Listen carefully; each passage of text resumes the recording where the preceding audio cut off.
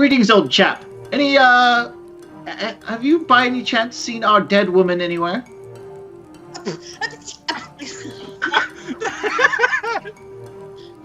Well, that's one way. That's one thing to call her. That was out of character just then, but God.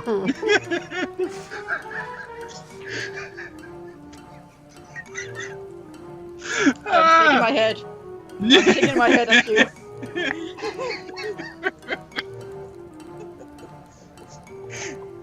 I swear.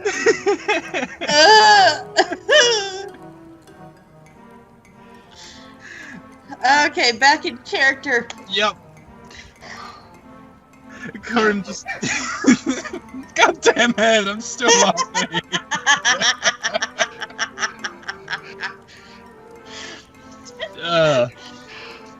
Just imagine what life would be like without Whisper. Also known as my dreams. Oh, ouch! I'm kidding. It's actually really fun. With Whisper, not without.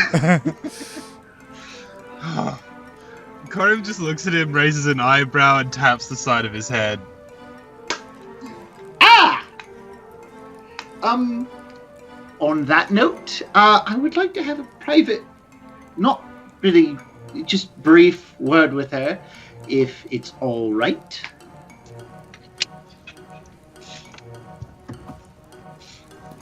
Alright. Korim, where's your mother? At this point, I'm pretty sure she's just walked through those doors. Well, you were. Okay. I would assume that you were probably following behind her and Merrick. I was, yes. So yeah, she's a little bit ahead of you.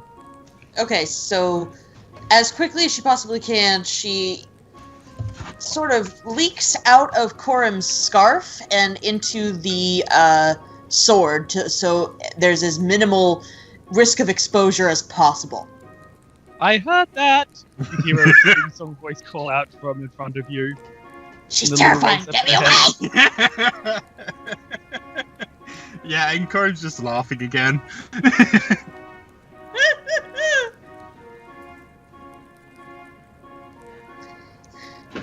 All right. So, is it like a nearby alley? Yeah. Well, corridor, unless you want to walk all the way out of the castle, and then Alright, so a few private corridor then. Yeah, you should be able to Alright. find it easily. So Whisper heads over and is like, I have a proposition for you, my fair maiden. I'll do what I can, I suppose, but what is it? You know, I never thought this would be a ship that would start. I wish to make it up to you for blowing your cover and all. I understand that you had made an arrangement with the party to keep yourself all hush up, and I had my oath with the king that prevented me from ever keeping secrets with him. That being said, I would like to offer you another opportunity to hide.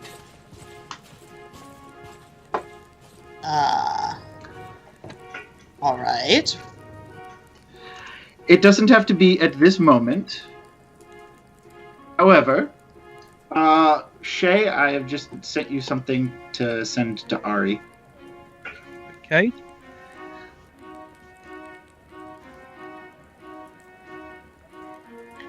Okay, I'm going to say that you cannot do that as of yet at this point.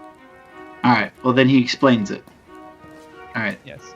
You explain that you are learning how Okay. to do that. But yes, the last we see of Vell and Whisper is Whisper and Vell with Vell and a sword going into a side corridor as Korim turns and walks out the door. Yep. Pokes his head down the alley to see Whisper making out with his sword. I wasn't going to make that joke, but I definitely thought it. So, Ari, please check your PMs. I have copied over his message to you. Oh, hold up. Here's the actual message I'm going to send. Well. All right. After the Ari. conversation. I can certainly do that, as long as you're comfortable with it. Once again, I don't exactly thrive on making people uncomfortable, so that makes me feel a little better. Well, comfort's kind of out the window at this point. This is, being a war and this incredibly insane monster out to kill us, and, all this other crazy. But adventuring typically isn't very comfortable. I used to be a housewife, Whisper. And my condolences.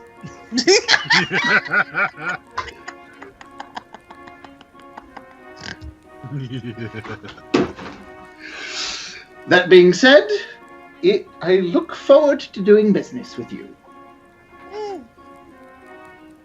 As you wish. All right. So Whisper heads back and is like, all right, she's all yours. Instead of Ring Around the Rosie, we're playing Hot Potato now. Okay. And Vell is now the potato. Vell is a potato! And Dogi now draws Vell as a potato. Like, Sorry. not forcefully. I love potatoes! Potatoes are the best food! They really are. They are extremely versatile and delicious. Boil them, mash them, stick them in a stew, they are the best for me and you! Okay, Josh, we really need to get those two in a kitchen together. We really do. We are making potato cult! The cult of the potato. Whatever you do, don't ask the Irish what they think of potatoes. I mean, it saved us from starvation, but I'd rather not see one ever again. Ari, that accent was worse than mine. Yeah, and I cannot do Irish, I don't know why! Nope. Anyway. Anyways, yes, continuing. So, quickly asking, before we cut to Klaus and what he wants to do, Vell, Korim, is there anything of importance that you want to do during this day before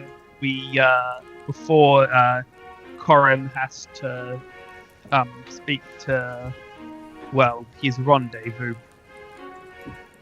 Yes, my secret late night rendezvous. Indeed. I'm good for right now. I'm just waiting. I just want to see what's going on with Klaus.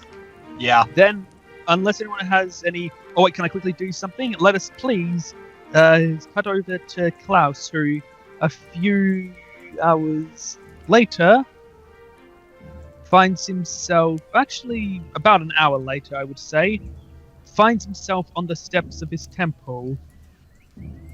A place of recent strong memories. Yeah, Claus is gonna stop at the foot of the stairs, look up, and just... It's just a place. It's just a place. Move. And starts power walking up the stairs. So, you walk up the stairs, and the area's as busy as it was the last time. People going about their days. It's around about lunchtime, so people are eating in the hall, and one of them recognizes you. Klaus! It's one of the... it's a young man, one of the trainees there. You're here...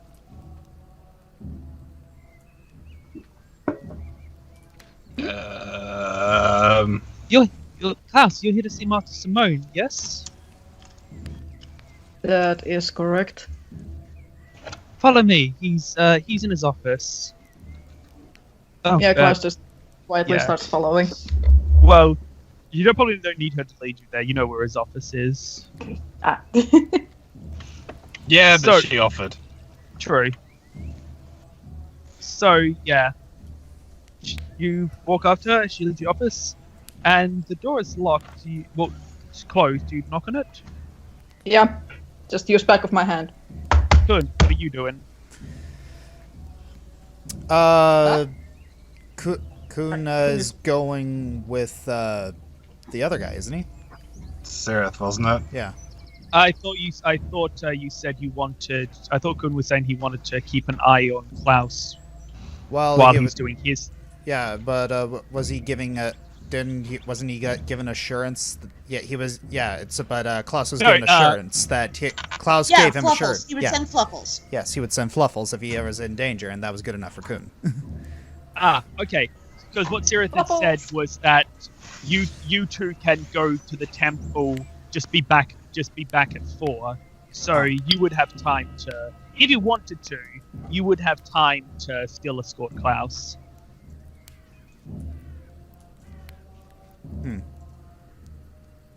So I'm warning you, I'm gonna order you to stay behind the door.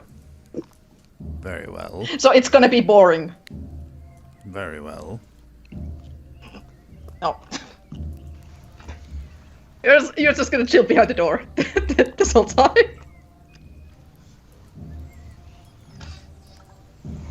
Wouldn't be the first time. Need I remind you that I I hate- stay outside your door frequently?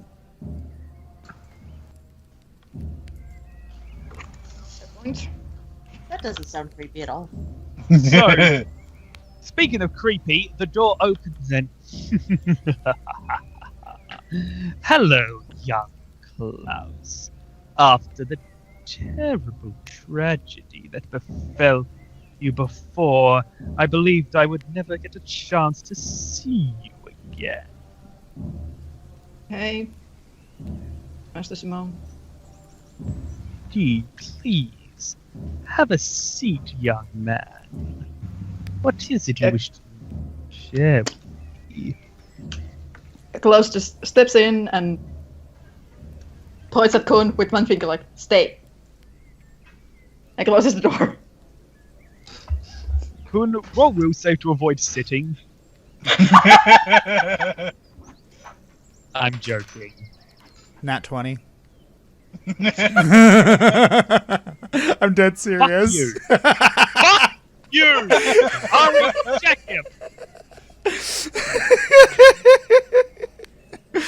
Sorry, I thought you were serious. I'm dead serious. I'm dead serious now. Ari, check him.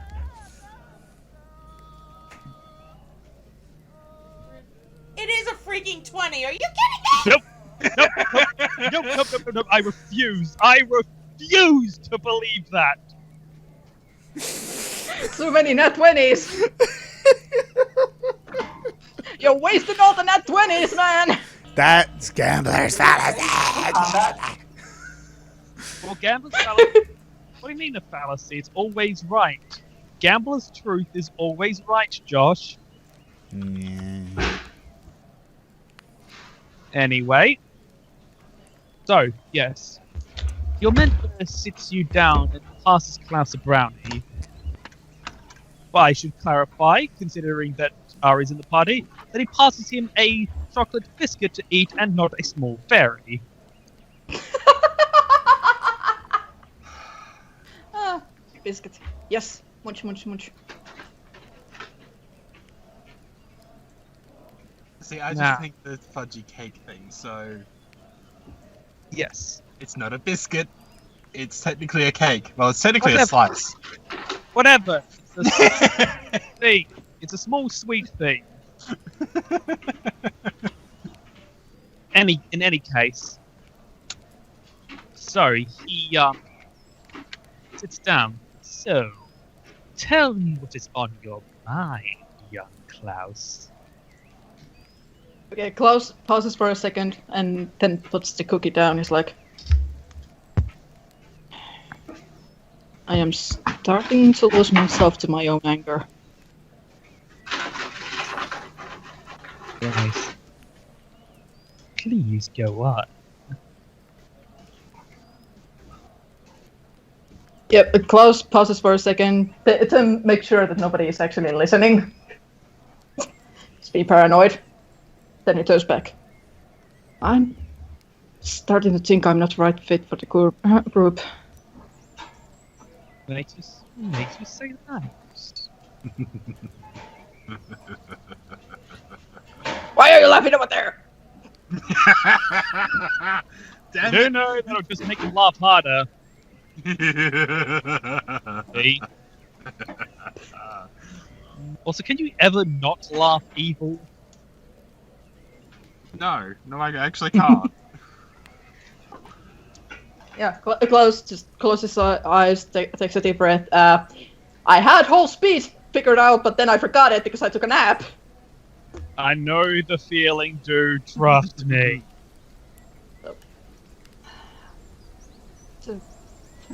I'm sorry, I am going to ramble a lot. It There's is been- quite. There's been a lot of things happening with the group.